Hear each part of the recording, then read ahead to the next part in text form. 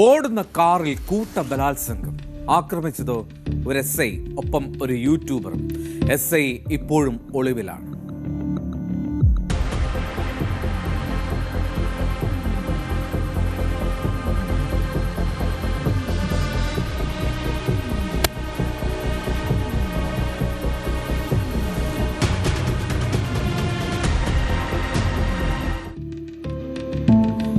ഉത്തർപ്രദേശിലെ കാൺപൂരിലാണ് സംഭവം.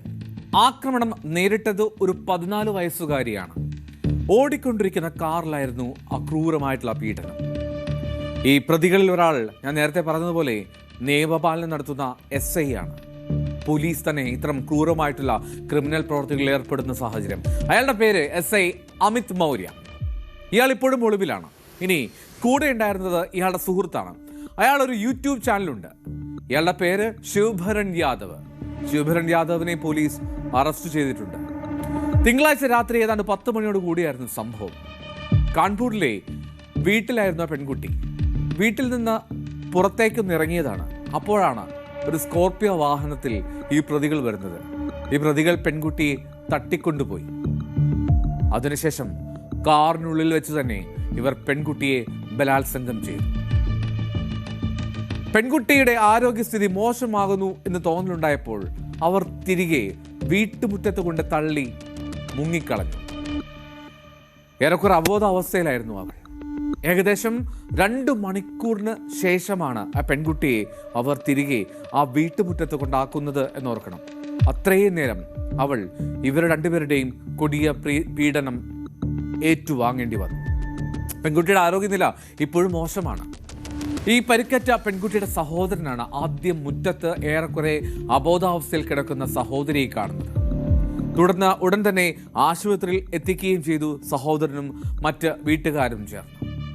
അങ്ങനെ പോലീസ് സ്റ്റേഷനിൽ പോയി പരാതി നൽകി. അങ്ങനെയാണ് ഈ സംഭവം പുറം ലോകം അറിയുന്നത്. कल सचेंडी थाने में एक FIR पंजीकृत होती है.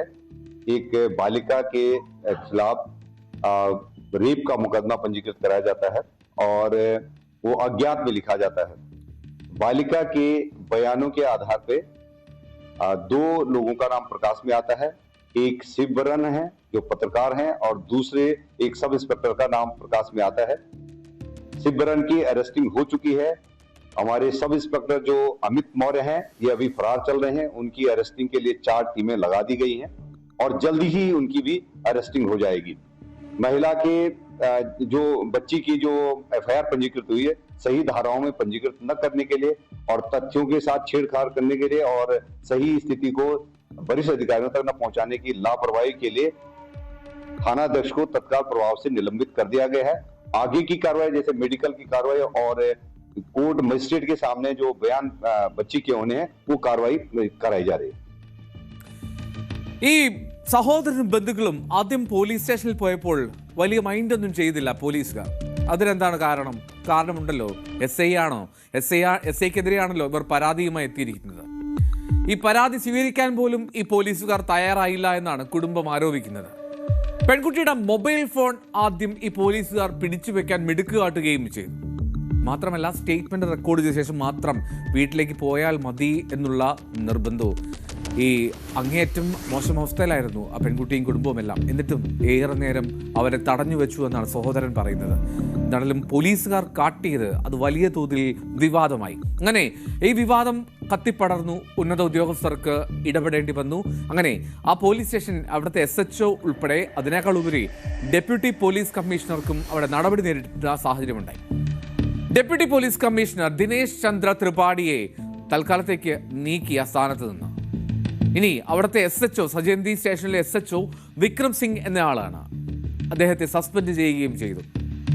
പോക്സോ കുറ്റം അത് ചുമത്താത്തതിനാണ് ഈ SHOയ്ക്കെതിരായിട്ടുള്ള നടപടി. പോലീസ് ഉദ്യോഗസ്ഥനും മാധ്യമപ്രവർത്തകരും ഇവർ രണ്ടുപേരുമാണല്ലോ പ്രതികൾ. ഇവർ വളരെ നാളുകളായി സുഹൃത്തുക്കളാണെന്നാണ് വിവരം. ഏത് സാഹചര്യത്തിലാണ്, ഇനി മദ്യത്തിന്റെ ലഹരിയിലോ അതെങ്കിലും മറ്റേതെങ്കിലും ലഹരിയുടെ പശ്ചാത്തലത്തിലാണോ ഇത്തരത്തിൽ ആക്രമണം നടത്തിയതെന്നോ, ഈ പെൺകുട്ടിയുമായി ഇവർക്ക് നേരത്തെ പരിചയമുണ്ടോ, ഇത്തരം കാര്യങ്ങളൊന്നും ഒരു വ്യക്തത ഇതുവരെ പോലീസ് നൽകിയിട്ടില്ല. ബന്ധുക്കളും അതിൽ കൂടുതൽ വിവരങ്ങൾ പങ്കുവച്ചിട്ടുമില്ല. തട്ടിക്കൊണ്ടുപോകാൻ ഉപയോഗിച്ച സ്കോർപിയോ കാർ അത് എന്താണേലും കണ്ടെടുത്തിട്ടുണ്ട്. അത് പ്രതികൾ ഒരാളായിട്ടുള്ള ആ SIയുടേതാണ്. വാഹനം ഇപ്പോൾ പോലീസിന്റെ കസ്റ്റഡിയിലാണ്. ഒളിവിലാണ് നിലവിൽ പോലീസുകാരനായിട്ടുള്ള SI ആയിട്ടുള്ള അമിത് മൗര്യയെ കണ്ടെത്താനായുള്ള തെരച്ചിൽ ഊർജിതമാക്കിയിട്ടുണ്ടെന്നാണ് പോലീസ് പറയുന്നത്. കാൺപൂർ പോലീസിൽ തൽക്കാലത്തേക്കെങ്കിലും വിശ്വാസം അർപ്പിക്കുകയാണ് പെൺകുട്ടിയുടെ കുടുംബം. കാരണം അവർക്ക് മറ്റു മാർഗങ്ങളില്ല, പോലീസിനെ വിശ്വസിക്കുകയല്ലാതെ. നിലവിൽ 4 സംഘങ്ങൾ രൂപീകരിച്ച് അന്വേഷണം നടത്തുന്നുവെന്നും പോലീസ് പറയുന്നു. പക്ഷേ അപ്പോഴും സംശയം അത് മാറുന്നില്ല. കാരണം ആദ്യം പരാതി സ്വീകരിക്കാൻ തയ്യാറാകാത്ത ആ പോലീസുകാർ ആ SIയെ രക്ഷിക്കാൻ നോക്കില്ലേ എന്നുള്ളത് സ്വാഭാവിക സംശയം മാത്രം.